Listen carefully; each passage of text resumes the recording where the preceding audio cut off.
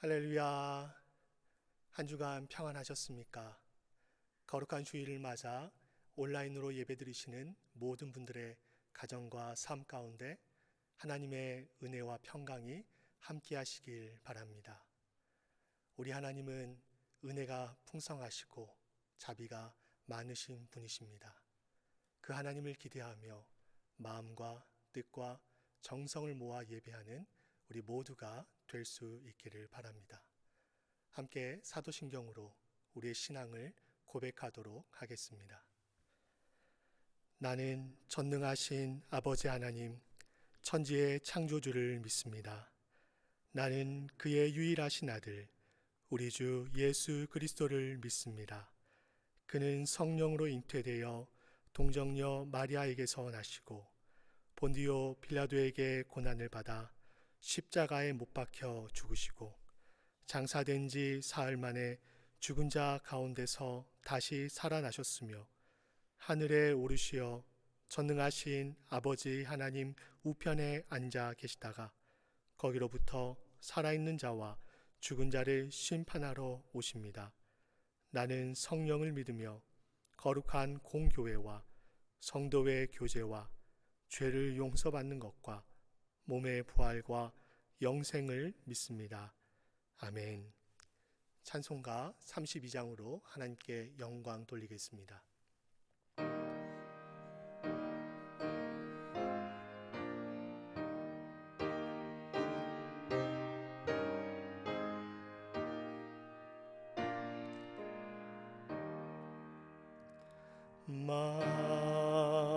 만유의 주제 존귀하신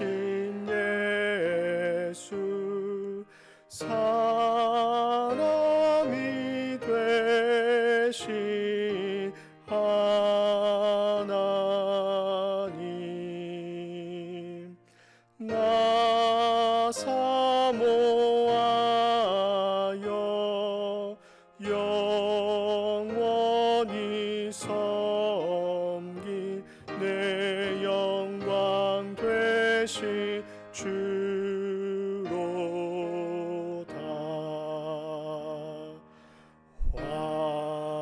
화려한 동산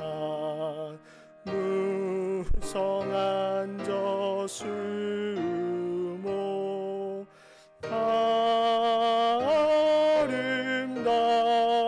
아름답고 묘하나 순전한 예수 더 아름다워 봄 같은 기쁨 주시네.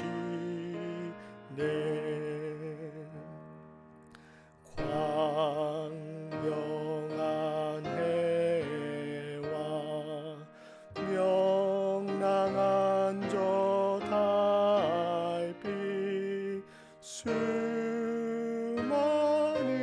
별들 빛나나 주 예수 빛은 더 찬란하여 참 비교할 수 없도다.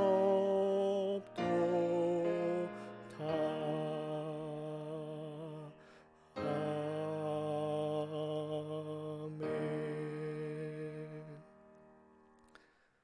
여호와는 은혜로우시며 긍휼이 많으시며 노하기를 더디하시며 인자하심이 크시도다.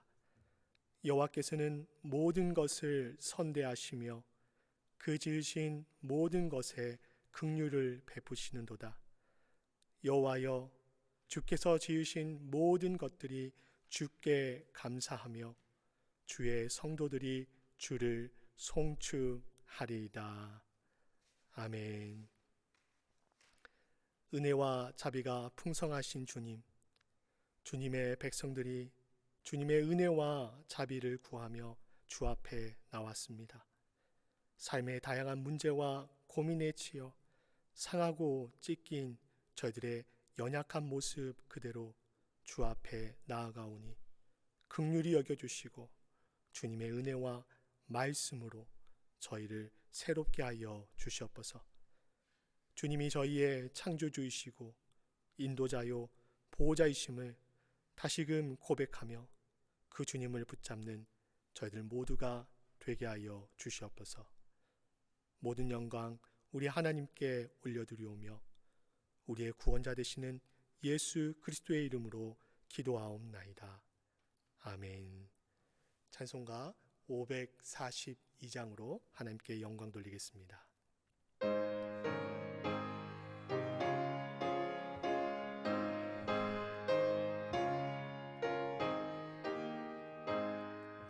구주 예수 의지함이 심히 기쁜 일일세 영생 허락 받았으니 의심 아주 없도다.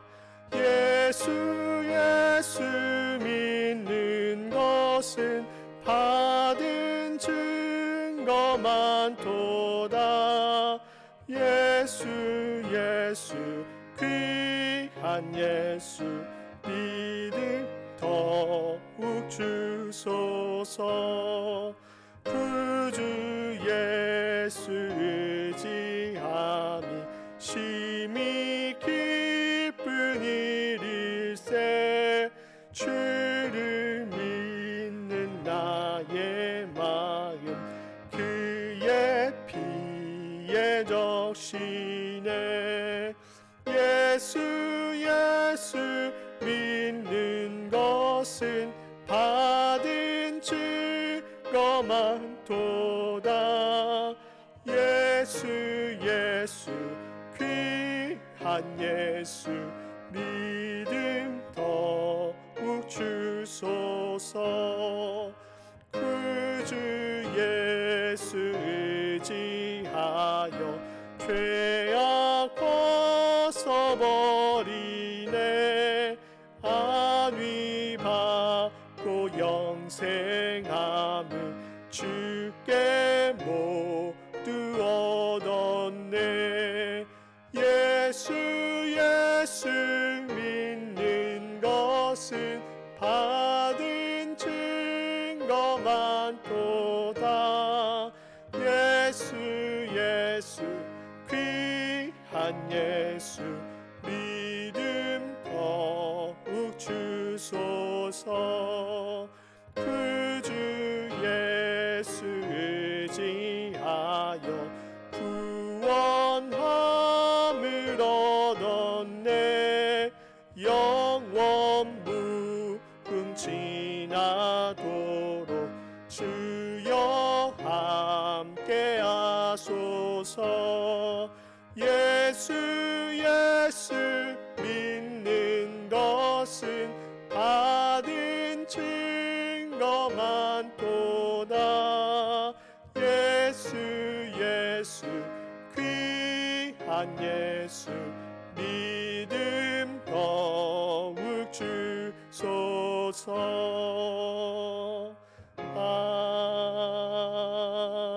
아멘.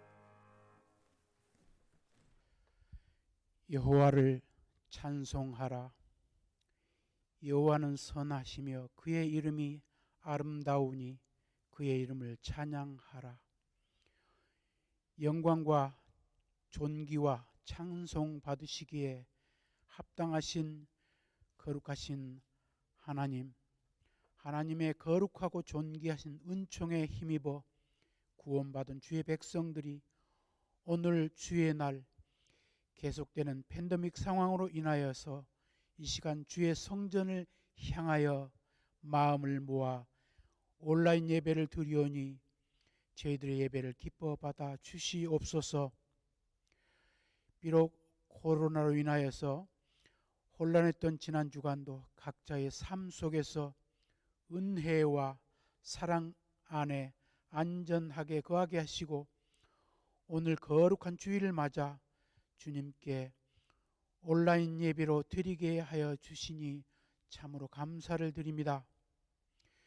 생각컨대 2021년도 벌써 4월을 지나 5월로 향하고 있지만 끊이지 않는 팬데믹 상황이 우리의 일상을 무너뜨리고 우리들이 하나님으로부터 멀어지도록 시도하고 심지어 주일날 성전에서 예배 드리는 예배와 주님께서 맡겨주신 사명 그리고 성도 간의 교제들까지도 어렵게 하고 있습니다. 하나님 특별히 의료진들과 이 일을 처리하는 이들에게 지혜를 허락하셔서 건강하고 안전한 가운데 이들을 통하여 팬데믹 상황을 잘 극복하여 하루속히 온 성도들이 모두 이전의 신앙생활이 회복하게 되기를 간절히 기도드립니다. 은혜로우신 하나님, 장성훈 목사님을 비롯한 6분의 교역자들에게 은혜를 베푸시고 말씀과 지혜와 능력과 건강을 차고 넘치도록 부으셔서 이 어려운 상황 속에서도 우리 이글스필드 교회를 더욱더 굳건히 세워 나가도록 인도하옵소서. 주의 종들의 가정과 자녀들도 축복하시기 원합니다. 감사하신 하나님, 우리 교회가 파송한 두 선교사 가정을 비롯하여 많은 곳에서 주님 나라를 이루기 위해 애쓰는 선교사 가정들을 축복하옵소서. 이것보다 훨씬 더 어려운 환경일 줄 압니다. 그러나 주님께서 함께 하시면 능치 못함이 없을 줄 압니다. 이들의 선교 활동이 건강하고 안전한 가운데 주님 나라가 더욱더 확장되기를 간절히 기도드립니다. 또 새롭게 선교를 준비하는 성도에게도 주님의 인도하심에 따라 기도로 잘 준비할 수 있도록 인도하옵소서. 치료의 하나님, 영적인 문제로 고민하는 성도와 또한 수술 후에 회복 중에 있는 성도, 또 육체의 질병으로 인하여 기도하는 성도, 경제적인 문제로 인하여 기도하는 성도들을 기억하시어 그들이 드리는 눈물의 기도를 들어 응답하여 주시옵소서. 온 성도들이 팬데믹 상황에 처하여 건강하고 안전하게 보호하여 주시되 특별히 어린아이들, 학생들, 상록회 어르신들이 이 어려운 시기에도 더욱더 건강하게 지낼 수 있도록 인도하옵소서. 이 시간 온라인 예배를 진행하는 성도들의 수고도 기억하시길 기도합니다. 이제 단위에 세우실 목사님을 통하여 들려주실 말씀이 우리의 삶을 영원히 주장하도록 인도하옵소서. 이 모든 말씀을 우리를 죄에서 구원하신 우리 주 예수 그리스도 이름 받들어 간절히 기도 올리옵나이다. 아멘.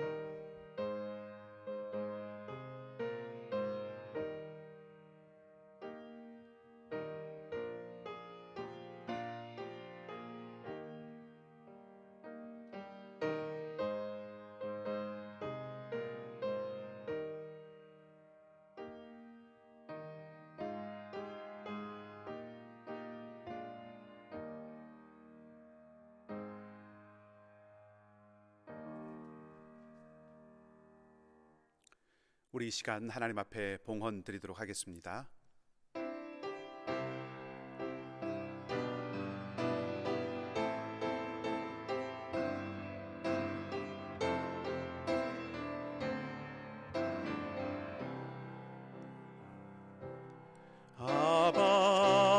아버지 나를 사랑하시니 나의 모든 것 주께 드려요.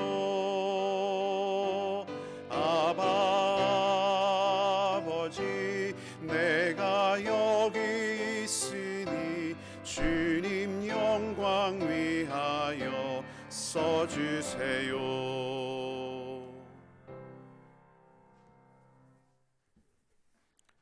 하나님, 지난 한 주간 동안에는 매서운 바람이 불고 수북이 눈이 내리기도 했고 푸르고 상쾌한 하늘도 있었고 포근하고 따뜻한 날도 있어서 마치 우리의 인생길을 보는 것 같았습니다.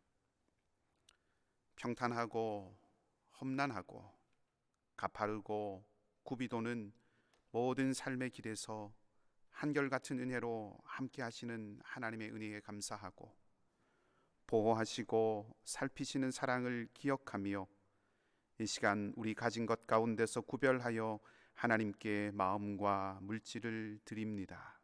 하나님, 이것이 기쁨의 제물이 되게 하시되 드린 손길들 위에 하늘의 복으로 함께 하셔서 사랑하는 교우들의 수고에 합당한 열매를 얻게 하시고 부족함이 없이 채우시는 주님의 손길을 날마다 누리게 하여 주시옵소서. 팬데믹이 길어지고 활동과 또 이동의 제한이 많아 비즈니스와 일터의 어려움이 가중되는 이들이 많이 있습니다. 주님께서 선하신 손길로 함께하여 주셔서 피하고 일어설 수 있는 길을 열어주시고 삶과 환경의 어려움이 하나님을 향한 우리의 마음을 어둡고 무너지지 않게 하여 주시옵소서. 드려진 예물은 오직 하나님 나라를 위하여 흘러가고 사용되게 하여 주시며 복음과 사람을 살리는 생명의 역사를 이어가는데 공급되게 하여 주시옵소서. 감사를 드리며 모든 풍성함의 근원이 되시는 주님 예수 그리스도의 이름으로 기도하옵나이다. 아멘.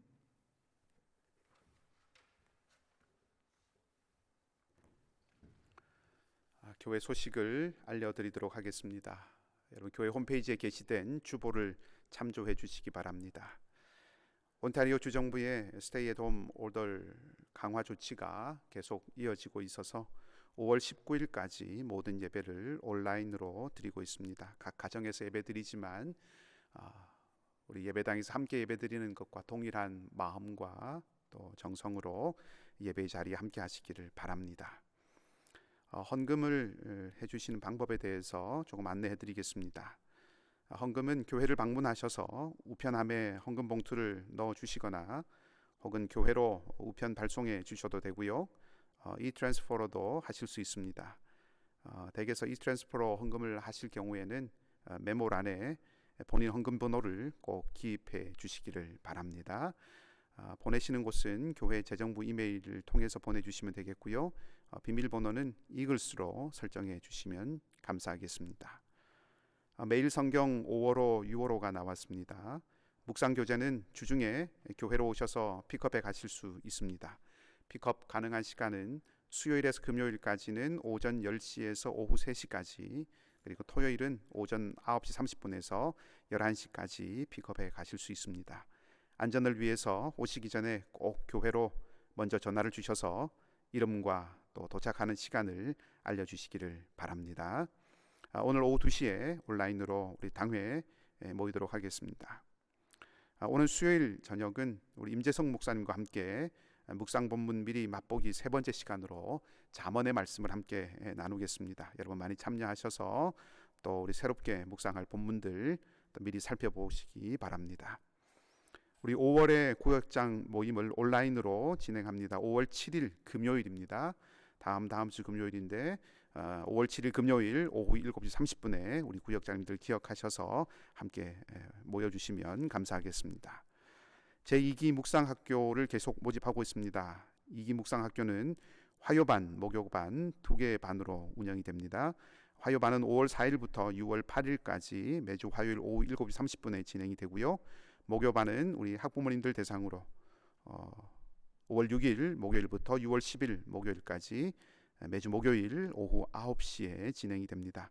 목요반에는 학부모님 아니시더라도 또 편리하신 분들은 함께 신청해 주셔도 괜찮겠습니다. 각 반 15명 모집하고 있습니다. 기억해 주시고요. 5월 2일 다음 주일까지 교회 홈페이지 통해서 신청해 주시기를 바랍니다. 어려운 시기 지나가고 있는데 이러할 때 우리의 믿음과 또 우리 신앙을 더 견고하게 세울 수 있도록 묵상하는 우리 교회 공동체가 되기를 바랍니다. 주소록 제작을 위해서 계속 준비하고 있습니다. 우리 전화번호, 주소, 사진, 영문 이름 등을 수정하기를 원하시는 분들은 구역장님들께 알려주시거나 혹은 안내된 우리 교회 이메일로 보내주시면 감사하겠습니다. 슬픔을 당한 가정이 있습니다. 우리 신장수 집사님 어머님께서 한국에서 소천하셨습니다. 슬픔을 당한 가정을 위해서 여러분 위로해 주시고 또 하늘의 소망, 천국 소망 품고 또 이 시기들을 잘 이겨나갈 수 있도록 기도해 주시기를 바랍니다. 우리 온라인으로 모이는 우리 구역 모임 안내해 드렸습니다. 해당되시는 구역의 날짜와 시간 확인하셔서 여러분 온라인이지만 함께 말씀을 나누고 삶을 나누는 귀한 은혜가 있기를 바랍니다. 이번 4월 마지막 날까지는 출애굽기 말씀 계속 묵상 이어지고요. 5월 1일부터는 잠언 시작합니다. 여러분 말씀 묵상하는 시간들을 통해서 또 하루를 살아갈 영적인 힘들을 공급받는 은혜가 있기를 바랍니다. 유치부 우리 똑똑똑 빅 서프라이즈 계속되고 있습니다. 어려움 가운데 아이들에게 또 복음을 심고 가르치고 전하는 일들을 교육하고 또 함께 나누고 있습니다. 수고하는 우리 목사님 또 교사들을 위해서 기도해 주시고요.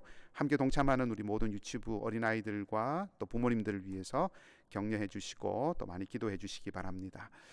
다른 소식들은 교회 주보 그리고 홈페이지 참조해 주시면 감사하겠습니다. 어려운 시기 지나가고 있는데 한 주간 동안 또 건강하시고 여러분 주님의 은혜 가운데 평안하시기를 바랍니다. 기도하십시다.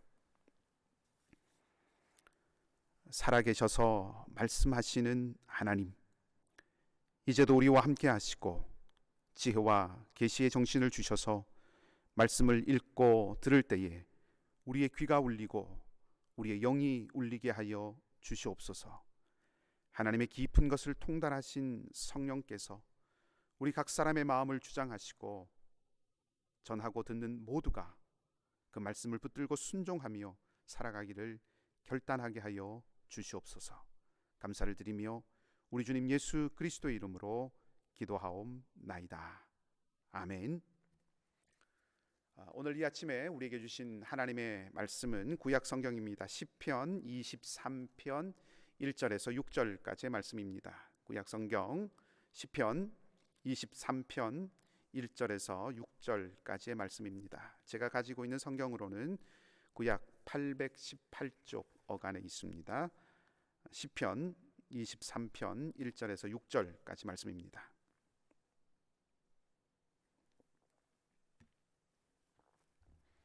제가 말씀을 봉독해 드리도록 하겠습니다. 여호와는 나의 목자시니 내게 부족함이 없으리로다. 그가 나를 푸른 풀밭에 누이시며 쉴 만한 물가로 인도하시는도다. 내 영혼을 소생시키시고 자기 이름을 위하여 의의 길로 인도하시는도다. 내가 사망의 음침한 골짜기로 다닐지라도 해를 두려워하지 않을 것은 주께서 나와 함께 하심이라. 주의 지팡이와 막대기가 나를 안위하시나이다. 주께서 내 원수의 목전에서 내게 상을 차려주시고 기름을 내 머리에 부으셨으니 내 잔이 넘치나이다. 내 평생에 선하심과 인자하심이 반드시 나를 따르리니 내가 여호와의 집에 영원히 살리로다. 아멘. 할렐루야. 오늘도 좋으신 우리 주님의 평강과 은총이 사랑하는 여러분들의 삶 가운데 또 기도의 제목 가운데 함께 하시기를 주님의 이름으로 축복합니다. 한 달 전이었던 걸로 기억이 납니다. 말레이시아를 출발해서 네덜란드로 가던 일본 회사 소유인 파나마 선적의 에버 기븐호라고 하는 배가 이집트의 수에즈 운하에 좌초가 된 일이 있죠. 그래서 일주일 동안 그 운하가 운영이 되지 못하고 막혔던 적이 있습니다.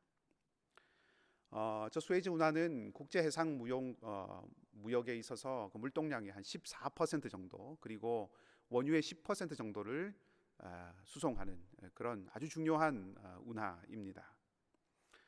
그 운하가 막힘에 따라서 무려 손해가 경제적으로 한 70조, 한화로 한 70조 이상의 피해가 났다라고 하는 그런 보도도 있고, 또 수에즈 운하를 운영하지 못해서 경제적으로 어려움을 겪게 된 이집트가 10억 불 이상의 손해배상을 청구한다라고 하는 그런 보도도 있었습니다.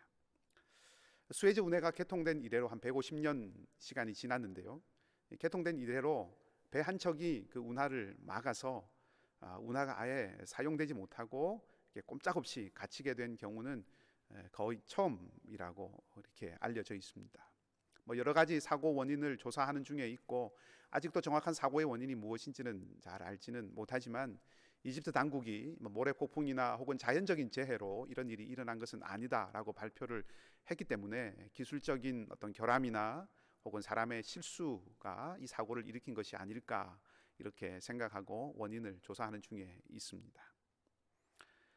첨단 기술로 무장한 이 배가 좌초되어서 움직이지 못하는 이런 모습을 사진으로 또 이렇게 보도로 보면서 태평양이나 인도양 같은 아주 크고 또 넓은 바다에서 엄청난 폭풍우와 바람을 이겨내고 이렇게 왔던 이 배가 상대적으로 그런 인도양이나 태평양의 험악한 그런 환경과는 비교할 수 없이 고요하고 아주 어떤 면에서 안전한 이 운하에서 좌초를 했다라고 하는 것이 참 신기하기도 하고 또 한편으로 이상하기도 했습니다만, 가만히 생각을 해보니까 우리가 살아가는 삶에도 이와 비슷한 경우가 있다 하는 생각들이 들었습니다. 우리 인생에도 이해하기 힘든 일들이 가끔씩 일어나지요. 참 험하고 어렵고 고생스럽고 참 살아가기 팍팍한 그런 시절들을 잘 이겨내고 이제 좀 살만하고 이제 좀 삶의 형편이 풀어진다라고 이렇게 생각이 될 때 갑자기 찾아오는 어떤 질병으로 몸져 눕게 되는 그런 사람들에 대한 소식을 듣게 됩니다. 참 그런 걸 보면 안타깝지요. 마음이 참 힘들고 어렵습니다.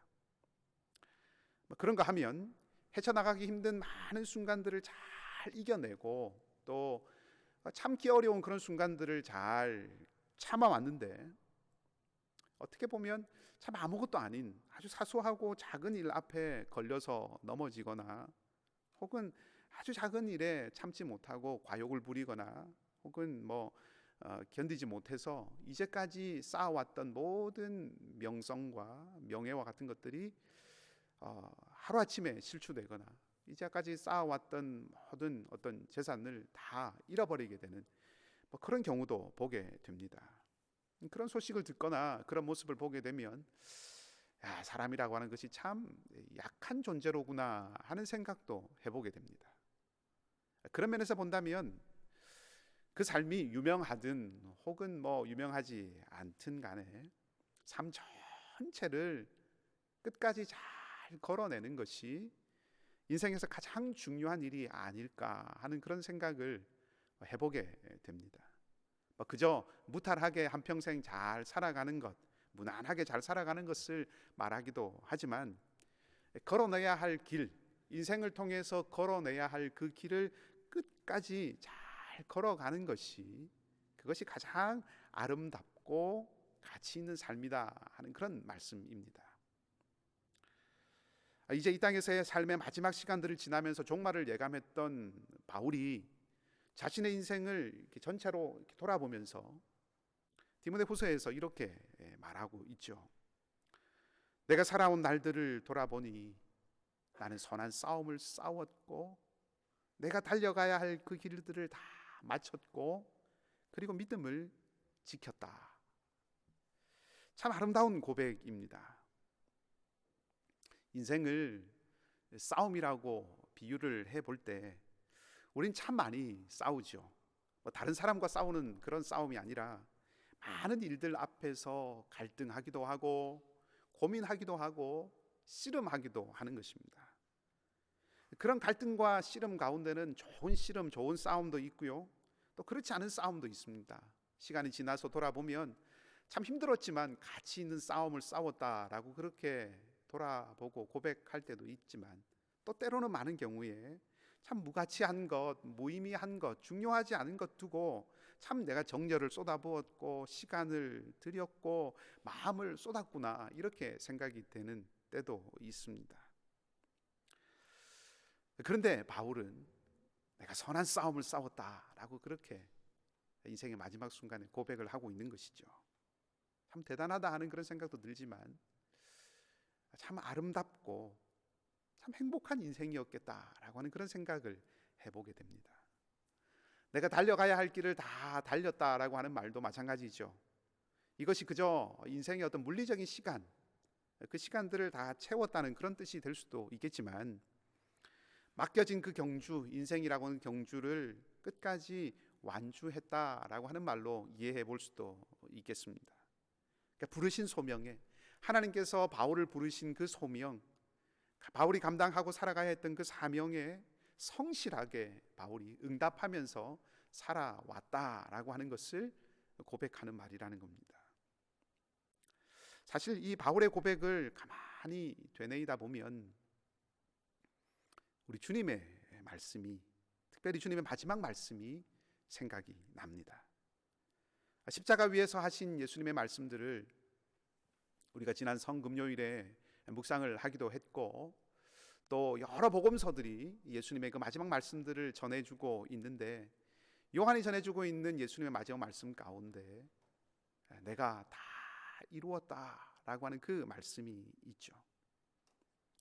이 말은, 다 이루었다라고 하는 이 말은 성취해야 할 어떤 일들의 목록이 있는데, 그 모든 목록들, 그 리스트들을 다 채웠다라고 하는 그런 뜻이라기보다는 하나님께서 주시는 그 사명의 길, 하나님께서 예수님에게 걷게 하신 그 길을 인생의 시간들을 통해서 이제 다 걸어내었다라고 하는 그런 의미라고, 그런 뜻이 더 크게 들어있는 말씀이라고 생각해 볼 수가 있습니다.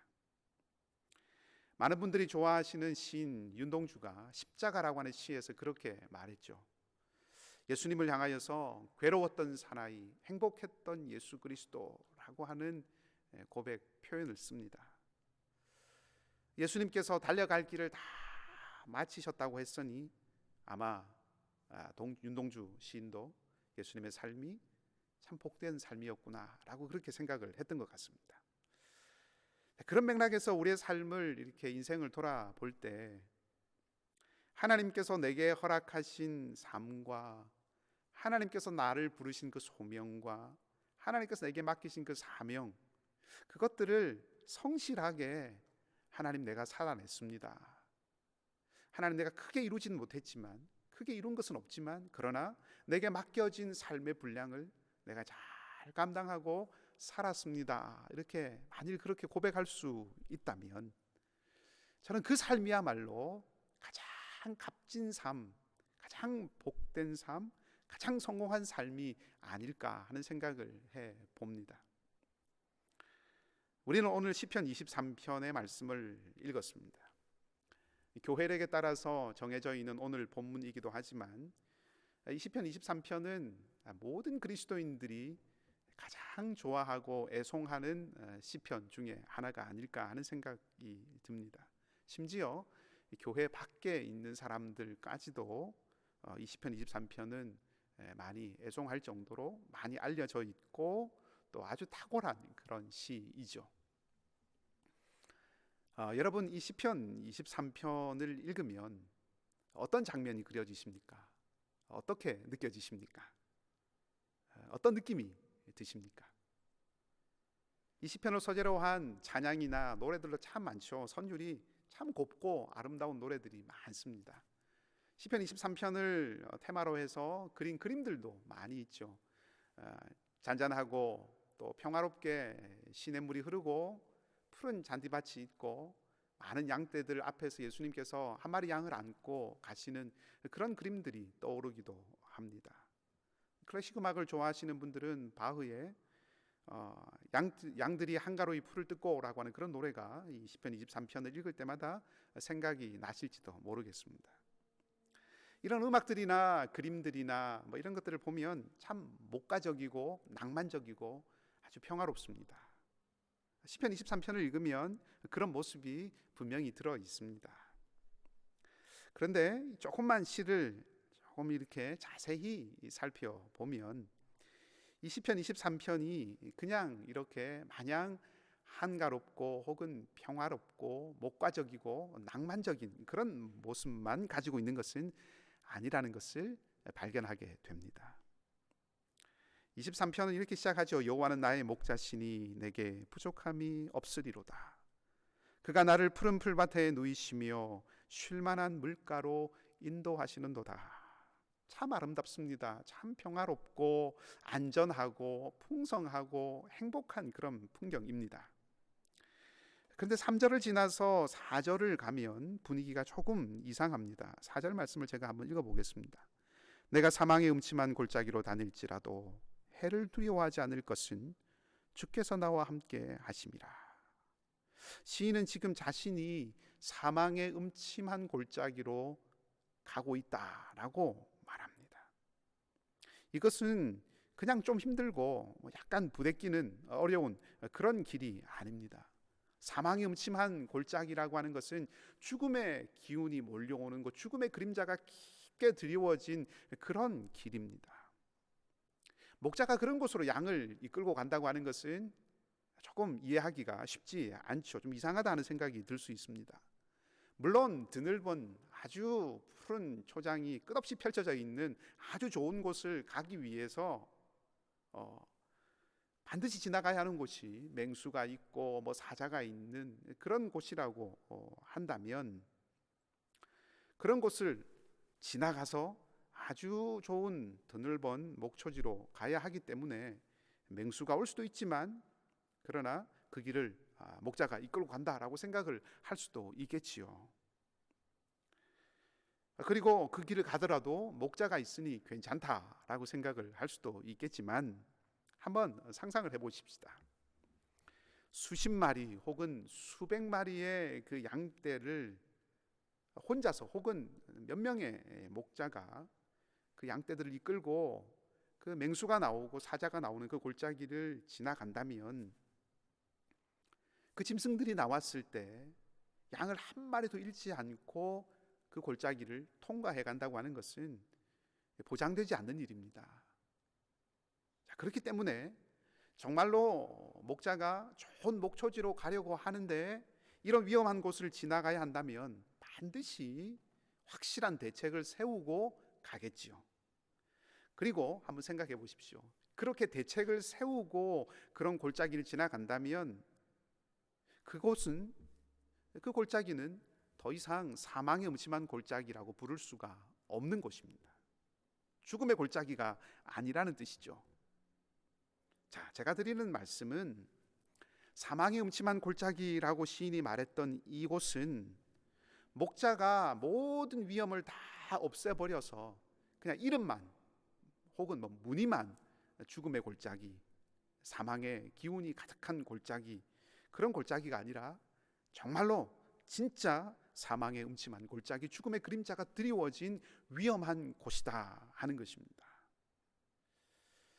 눈치가 빠르신 분들은 아마 알아채실 수도 있을 텐데 제가 지금 말씀드리고 싶은 것은 이 시편 23편을 읽으면서 이 시편 23편을 쓴 시인이 양들이 한가로이 풀을 뜯고 물이 고요하게 흘러가고 그래서 푸른 풀밭에 양들이 뒹굴고 눕는, 그리고 물을 실컷 언제든 마실 수 있는 그런 곳, 그런 평화롭게 목자가 양들을 이끌고 가고 돌보고 있는 그런 목가적인 분위기를 보면서 지은 시가 아니다 하는 것을 말씀드리고 있는 겁니다. 물론 그런 부분도 있겠지만 조금 관점을 다르게 해서 이 시를 읽어볼 필요가 있다 하는 말씀을 지금 드리고 있는 것입니다. 이 시편 23편은 비유로 시작을 하죠. 하나님을 목자로 그리고 시인을 양으로 비유하고 시작을 합니다. 양과 목자에 대한 비유는 무엇보다 관계에 대한 이야기를 하는 것입니다. 하나님과 시인이 목자와 양의 관계와 같다라고 하는 것을 말하고 있는 것입니다. 자, 목자와 양의 관계라고 하는 것은 무엇을 생각하게 하는 것입니까? 뭘 생각하게 합니까? 두 가지 정도로 생각해 볼 수 있습니다. 목자와 양의 관계라고 하는 것은 첫 번째는 양은 목자가 이끌고 인도하는 대로, 양은 목자가 이끄는 대로 따라가야 한다라고 하는 것을 생각해 보게 하고, 또 하나는 양은 목자를 전적으로 신뢰해야 된다, 믿어야 한다, 의지해야 된다라고 하는 것을 생각해 보기도 합니다. 근데 이 두 가지 중에서 시편 23편은 양은 목자를 전적으로 신뢰하고 의지해야 한다라고 하는 것을 더 강조하고 있는 시라고 볼 수 있습니다.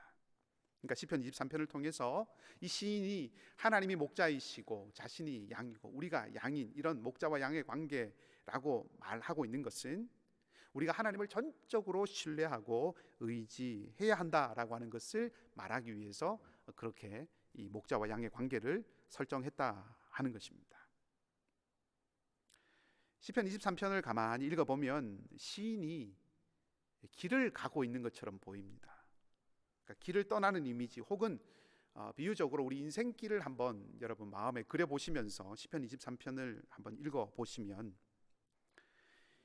시인이 이 인생길을 걸어가다 보니 때로는 푸른 풀밭이 있는 곳을 지나는 때도 있었고 쉴만한 물과 쉼이 있는 시원한 물가 같은 그런 날들을 보낼 때도 있었고, 근데 그런 것만 있는 것이 아니죠. 골짜기도 지나갑니다. 그냥 골짜기가 아니라 죽음의 그림자가 드리워진 그런 시간들을 보내기도 한다는 거죠. 뿐만 아니라 대적하는 사람들, 원수와 같은 이들이 두 눈을 뜨고 자기를 지켜보고 노리고 있는 그런 시간들도 살아갑니다. 그런 인생의 길들을 우리가 볼 수 있습니다. 다윗의 삶을 한번 보십시다. 다윗이 어떤 삶을 살았습니까? 물론 골리앗을 이기고 승리의 기쁨을 만끽했던 그런 순간도 있었고, 또 골리앗을 쳐서 죽였기 때문에 수많은 사람들로 인해서 사람들에게 각광받고 또 사랑받았던 그런 행복한 시간들도 있었고, 참 깊은 우정을 요나단과 이렇게 나누고 맛보았던 그런 시간들도, 아름다운 때도 있었습니다. 어떤 면에서 푸른 풀밭, 쉴만한 물가를 지나가는 그런 시절들이 다윗에게 있었던 것이죠.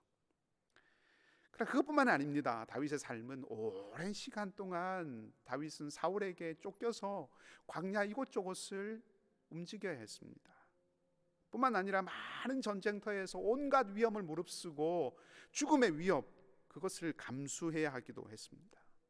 심지어 왕이 된 이후에 왕으로서 최고의 권력을 가지고 있는 사람이었지만 사랑하는 아들, 아끼는 아들 압살롬에 의해서 배신을 당하고 그 압살롬의 반역 때문에 쫓겨다니면서 모욕을 당하기도 하고, 그리고 또 그 일로 이 사랑하는 아들을 잃게도 되고 그 고통에 괴로워하는 그런 시간들도 보내게 됩니다. 다윗의 삶은 한마디로 참 파란만장하고 늘 위험과 어려움들이 끊이지 않는 그런 삶의 모습이었다 하는 것이죠. 근데 다윗은 그 삶을 끝까지 잘 살아냅니다. 그 참 어려움과 위기의 순간들을 잘 극복하고 마침내 하나님 안에서 평안하게 그의 삶을 마치게 됩니다. 그 어려운 삶을 다윗이 어떻게 살아냈을까요? 어떻게 견뎌낼 수 있었을까요? 무엇보다 다윗에게는 믿음이 있었습니다. 이 모든 인생길을 지나가다 보니 푸른 풀밭, 쉴만한 물가, 사망이 음침한 골짜기 있는 이 인생길을 지나가고 살아가 보니 그 모든 순간에 하나님께서 함께 하셨고, 함께 하셨던 그 하나님은 구원하시고 이끌어 가시는 그런 하나님이셨다라고 하는 것을 고백하고 경험하게 된 것이죠. 함께 하시고 그 구원의 길로 인도하신 그 하나님에 대한 신뢰가 다윗의 마음속에는 항상 견고하게 있었다 하는 거죠. 그 견고한 신뢰와 확신을 양과 목자의 관계로 그려내고 있는 것입니다. 그리고 다윗의 이 믿음은 그저 자신의 마음속에서 일어났던 신념과 같은 것이 아니라 사실은 이스라엘의 전체 역사 속에서 분명하게 나타난 하나님의 구원의 역사에 대한 기억을 담고 있는 그런 믿음입니다. 본문의 1절 말씀에 여호와는 나의 목자시니 내게 부족함이 없다 이렇게 고백을 했는데 이것은 신명기 2장 7절 말씀을 반영한 것입니다. 신명기에서 모세는 이스라엘 백성들이 광야 40년 생활을 하는 동안 하나님의 은혜로 부족함이 없었다라고 신명기 2장 7절에서 말하고 있습니다. 의의 길로 인도하신다라고 하는 말도 그렇습니다. 하나님께서 이스라엘을 이끌어내셔서 애굽에서 이끌어내셔서 홍해를 건너게 하신 이후에 출애굽기 15장에 우리가 지금 묵상하고 있는 이 출애굽기 15장에 모세가 하나님을 찬송하는 노래가 기록되어 있는데 그 출애굽기 15장 13절 말씀을 보면 하나님께서 인도하신다라고 하는 말이 나옵니다. 그때 쓰인 이 단어가 이 시편 23편에 인도한다라는 말과 같은 말입니다. 쉴만한 물가라고 하는 말도 그렇습니다. 민수기 10장 33절을 보면 하나님의 언약궤가 이스라엘 백성들 앞에서 먼저 갑니다. 사할 길을 앞서가는데 먼저 가서 무엇을 하냐 하면 쉴 곳, 평안한 곳을 찾았다라고 하는 말이 거기 기록되어 있습니다. 그때 쉴 곳이라고 하는 말이 오늘 23편에 나오는 쉴만한 물가라고 하는 이 말과 같은 말입니다. 원수의 목전에서 내게 상을 베풀어 주신다, 상을 차려 주신다라고 하는 말씀도 그렇습니다. 이 구절은 시편 73편 19절에서 찾아볼 수가 있는데요. 이 시편 78편 말씀은 출애굽한 이스라엘 백성들, 하나님의 은혜로 애굽을 떠나온 이스라엘 백성들이 광야에서 오히려 하나님을 대적한 일, 그런 일들을 배경으로 하고 있는 시입니다. 말하자면 이스라엘 백성들이 하나님의 구원의 은혜를 망각하고 하나님을 대적하고 하나님 앞에 잘못했다 하는 거죠. 그것을 지적하면서 하나님께서 그럼에도 불구하고 그 대적하는 악한 이스라엘들을 향하여서 어떤 은혜를 베풀어 주셨는가라고 하는 것을 시편 78편이 말해주고 있습니다. 거기서 시인이 뭐라고 얘기하냐면 이스라엘 백성들이 하나님께서 광야에게 우리에게 식탁을 베풀어 주시겠느냐라고 그렇게 불평했다고 쓰고 있습니다. 자, 그런데 거기서 몇 구절을 내려가면 시인이 무엇을 말하는가 하면 하나님께서 우리에게 식탁을 차려 주시겠느냐라고 말했던 그 이스라엘 백성들에게 하나님께서 만나를 내려주시고 양식을 주셨다라고 말합니다. 하나님께서 광야에서 식탁을 마련해 주셨다는 것이죠. 말하자면 이 시편 23편 곳곳에서 출애굽의 그 구원의 하나님, 그 하나님에 대한 고백이 나오고 있다라고 하는 것입니다.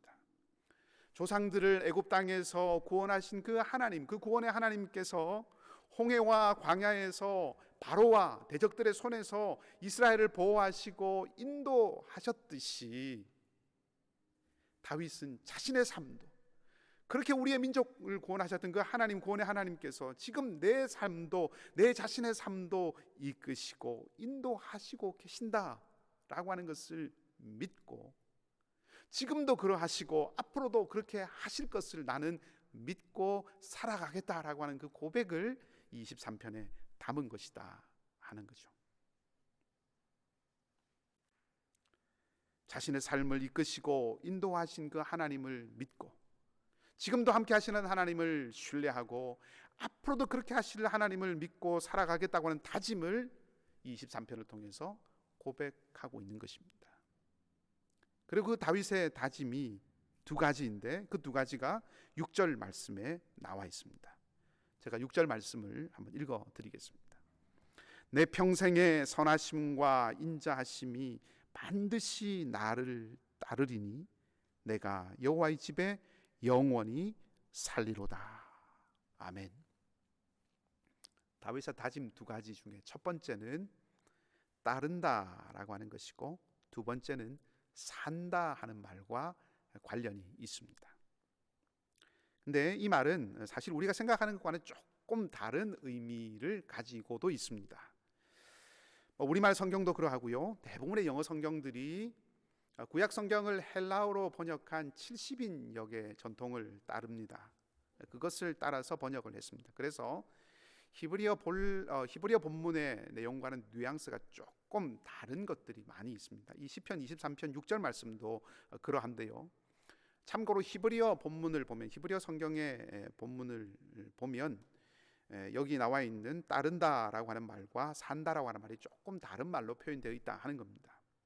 이 히브리어 성경의 뉘앙스를 살려서 번역한 우리말 성경이 세번역 성경입니다. 세번역 성경 있으시면 찾아보셔도 좋겠고요. 인터넷에 검색을 해보면 그 히브리어 번역을 어떻게 반영했는가 하는 것을 확인해 볼 수 있습니다.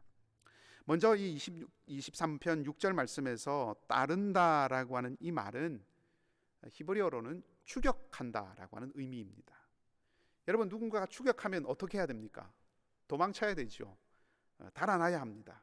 말하자면 뒤에서 쫓아오는 것이 있어서 내가 앞으로 달려가는 어떤 그런 이미지가 여기 이 말에 추격한다라고 말 속에 담겨 있습니다.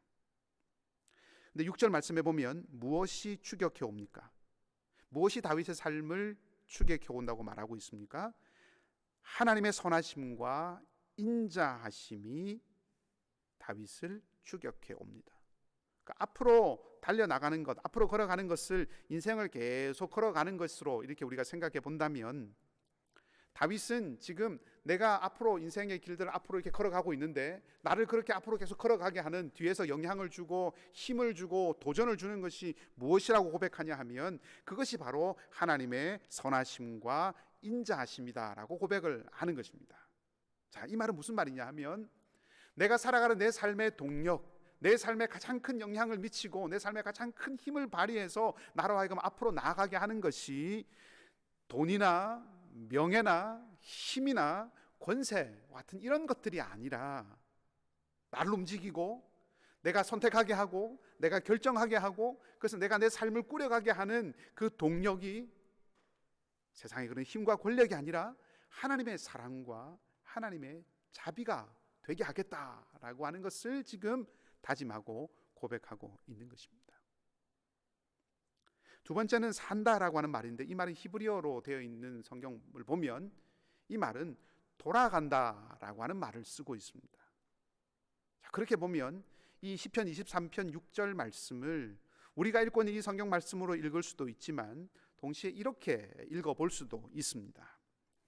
내가 사는 날 동안 나는 하나님의 선하심과 자비하심의 영향을 받아서 그래서 살아갈 것이고, 계속해서 나는 하나님께로 돌이킬 것입니다. 하나님과 함께 걷겠습니다. 이렇게 우리가 이 시편 23편 6절 말씀을 읽어낼 수 있다는 거죠. 때로는 실수하고 넘어지기도 하고 세상에 이끌리고 휩쓸릴 때도 있지만, 그럴 때면 언제든지 다시 일어나서 나는 하나님께로 돌이키겠습니다. 나는 하나님을 향해서 가겠습니다. 나는 하나님을 바라보며 살아가겠습니다. 그렇게 지금 다윗이 고백하는 거죠. 그것이 사는 길입니다. 그렇기 때문에 나는 이 길을 평생 동안 걸어가겠습니다. 이것이 다윗의 고백 다짐이라는 것입니다. 니코스 카잔자키스라고 하는 유명한 작가가 있죠. 그리스인 조르바라고 하는 세계적으로 유명한 소설의 작가입니다. 아마도 연세 드신 분들 가운데는 오래전에 신문에 히라빈 조르바라고 하는 이름으로 그 소설이 연재된 적이 있는데, 그 소설을 읽어보신 기억이 있으신 분들도 계시리라고 생각합니다. 그 소설에 보면 아침에 이 주인공이 해변에 나갑니다. 나갔더니 나비 한 마리가 이제 그 누에 고치를 깨트리고 이렇게 나오려고 막 애쓰고 있는 그 모습이 있었습니다. 너무 그 모습이 힘들게 보여서 주인공이 다가가서 그 고추에 나비를 향해서 따뜻한 입김을 하고 이렇게 불어 넣어줍니다. 그랬더니 나비가 쉽게 나오게 됐습니다. 그래서 주인공이 굉장히 좋아하죠. 그런데 그 고치를 나온 나비가 날개짓을 하지 못하는 거예요. 그리고는 그냥 이내 죽어버리고 맙니다. 그걸 깨트리면서 나오는 그 노력, 그 애쓰는 것을 통해서 날개가 힘을 얻어야 하는데 그 과정을 이 주인공 때문에 잃어버리게 된 거죠. 그래서 주인공은 그 모습을 보면서 충격을 받고 한 가지 깊은 깨달음을 얻습니다. 그것을 가잔자키스가 그렇게 소설에서 쓰고 있습니다. 영원한 법칙을 깨고 서두른 것은 죽어 마땅한 큰 죄악이다. 우리는 믿음을 갖고 불멸의 리듬을 따라야 한다.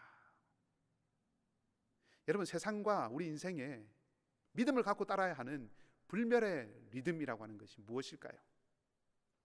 하나님의 손길이죠. 하나님의 손길을 따라 사는 것이, 하나님의 손길을 믿고 사는 것이, 하나님의 손길을 의지하고 사는 것이 마땅히 해야 되는 삶의 모습이라는 거죠. 그런 인생이 복된 인생, 그런 삶이 복된 삶입니다. 설교를 시작할 때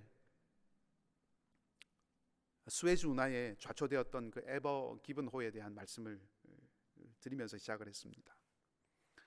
일주일이 지난 후에 그 배가 움직이고 다시 스웨즈 운하가 정상이 되었습니다. 근데 그 배가 움직일 수 있도록 하는데 함께했던 많은 사람들 중에 압둘라 압델 가와드라고 하는 한 젊은 사람이 있었습니다.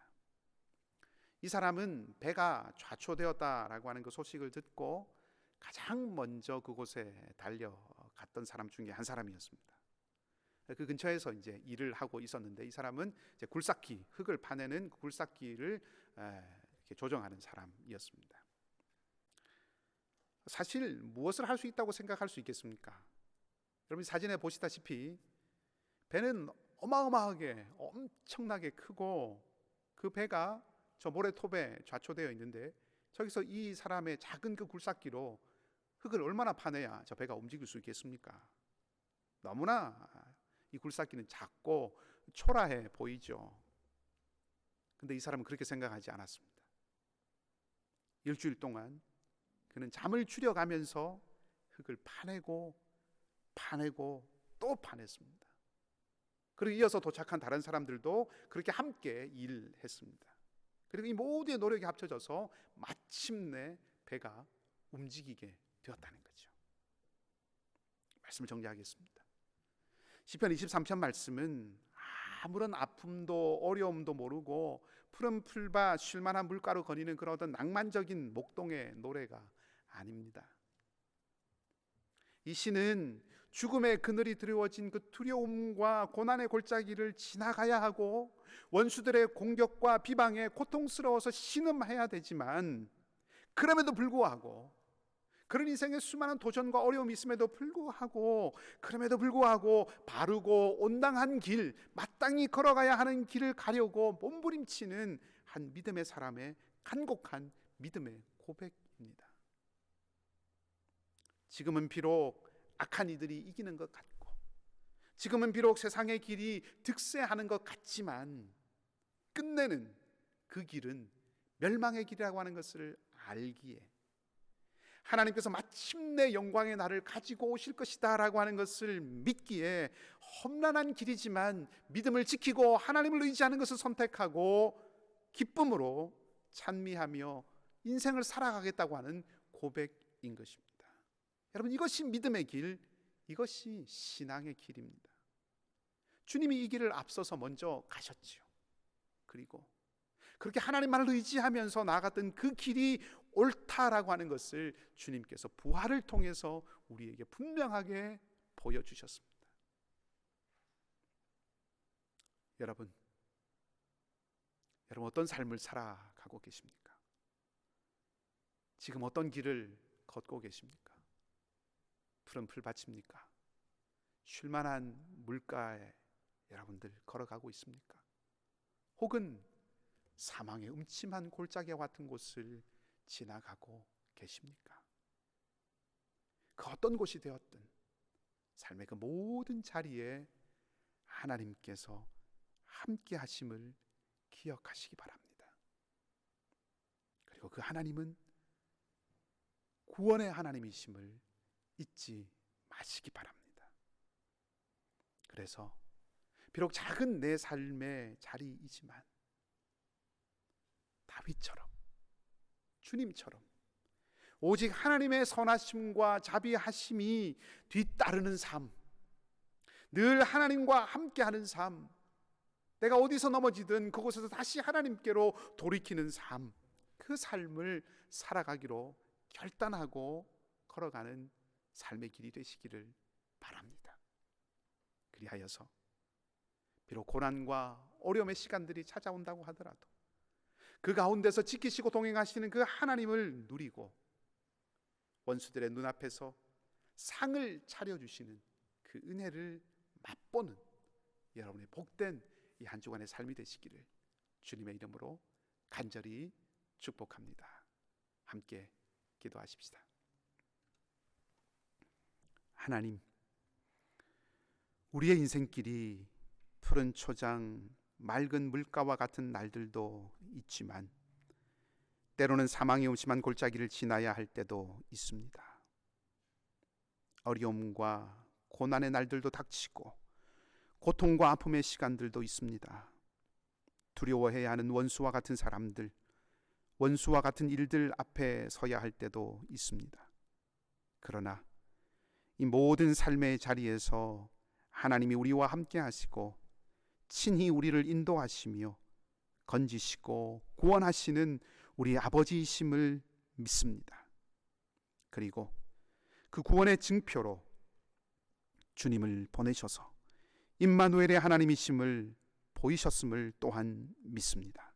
하나님, 이 믿음 안에서 날마다 살아가게 하시되 끊임없이 하나님께로 돌이키고 중단 없이 하나님만을 의지하는 저희의 삶이 되게 하여 주시옵소서.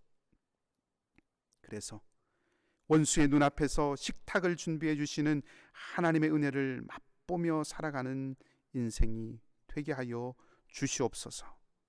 슬픔을 당한 신장수 집사님의 마음과 그 가정을 주님께서 위로하여 주시고 영원한 하늘 소망으로 살아갈 수 있도록 친히 인도해 주시옵소서. 팬데믹 어려운 날들이지만 또 한 주간의 삶 가운데 우리와 동행하여 주시고 사랑하는 이글스필드 우리 모든 교우들의 삶을 지켜주시며 코로나 일선에서 싸우는 모든 이들 가운데도 주님의 은혜와 은총으로 함께하여 주시옵소서. 감사를 드리며 우리 주님 예수 그리스도의 이름으로 기도하옵나이다. 아멘. 우리 마지막 결단 찬양 주 예수 내 산 소망, 귀한 찬양 함께 고백하겠습니다. 찬양의 가사가 우리의 삶과 믿음의 고백이 되기를 바랍니다.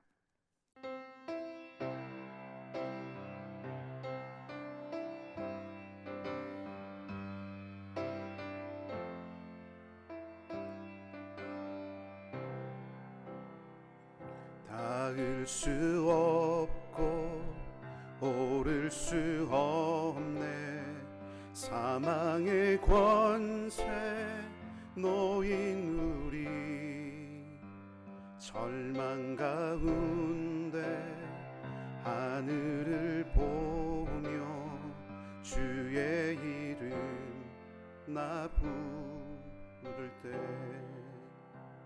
어둠을 뚫고 주님의 사랑 내 영혼을 비추시네 모든 것 이미 이루신 주님 주 예수 내 산 소망 위대한 자비 형언 못하며 한없는 은혜 표현 못해 내 죄와 수치 지기 위하여 이 땅 위에 죽으셨네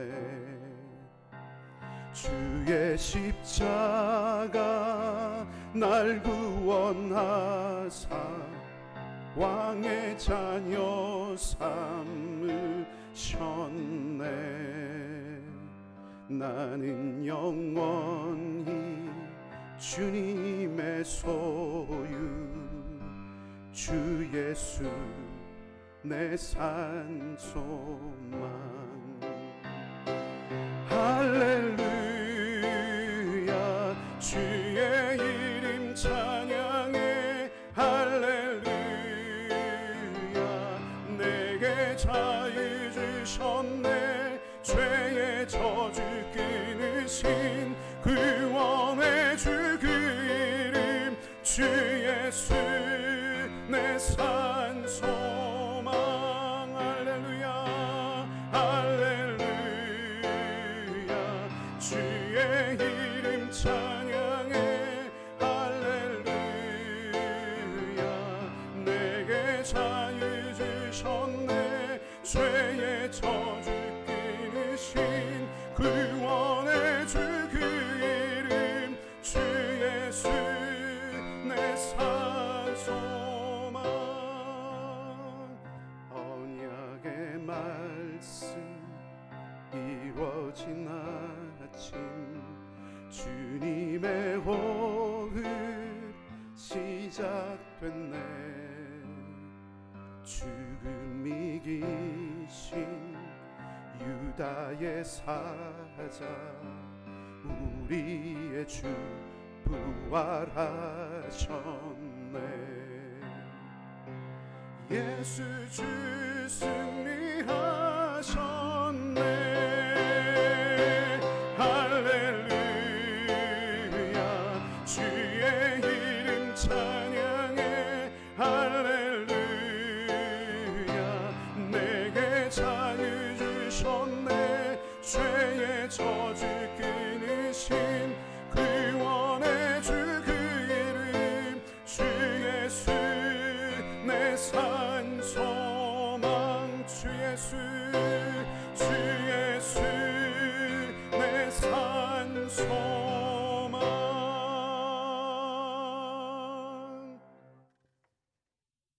우리 주님 예수 그리스도의 은혜와 하나님 우리 아버지의 사랑하심과 성령님의 교통케 하심이 우리의 인생길에 언제나 어디서나 함께 하셔서 우리를 건지시고 구원하심을 믿고 살아가는 모든 날들 동안 날마다 하나님께로 돌이키고 주님만을 의지하고 살아가기로 결단하는 사랑하는 이글스필드 모든 가족들 가운데 상록회 어르신들과 어린 자녀들 가운데 수술 후에 회복 중인 교우들과 재활 가운데 있는 교우들 건강과 경제와 관계의 도전 앞에서 분투하고 있는 형제 자매들과 어머니를 먼저 주님의 품으로 돌려보내고 슬픔 속에 있지만 하늘의 소망을 잃지 않기를 원하는 신장수 집사님의 가정과 선교사님들과 북녘 동포들 가운데 이제로부터 영원토록 함께 하옵시기를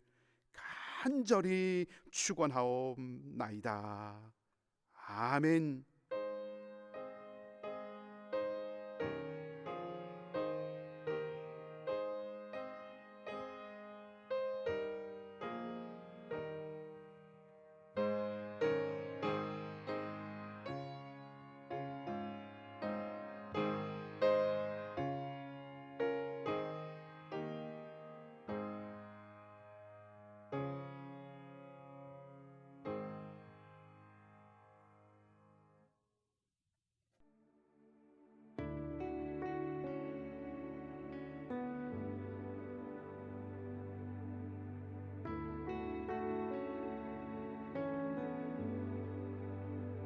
닿을 수 없고 오를 수 없네 사망의 권세 놓인 우리 절망 가운데 하늘을 보며 주의 이름 나 부를 때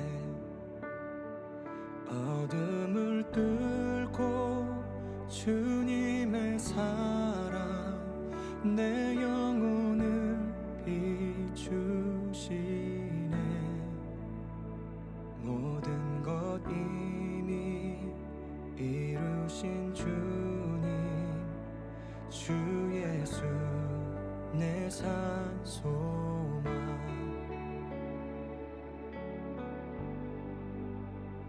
위대한 자비 경험 못하며 한없는 은혜 교연 못해 내 죄와 수치 지기 위하여 땅 위에 주셨네. 주의 십자가 날 구원하사 왕의 자녀 삼으셨네. 나는 영원히 주님의 소유 주 예수 내 산소망. 할렐루야 주의 이름 찬양해. 할렐루야 내게 자유 주셨네. 죄의 저주 끊으신 구원의 주 그 이름 주 예수 내 산소망. 할렐루야 주의 이름 찬양해. 할렐루야 내게 자유 주셨네. 죄의 저주 끊으신 구원의 주 그 이름 주 예수 내 산소망.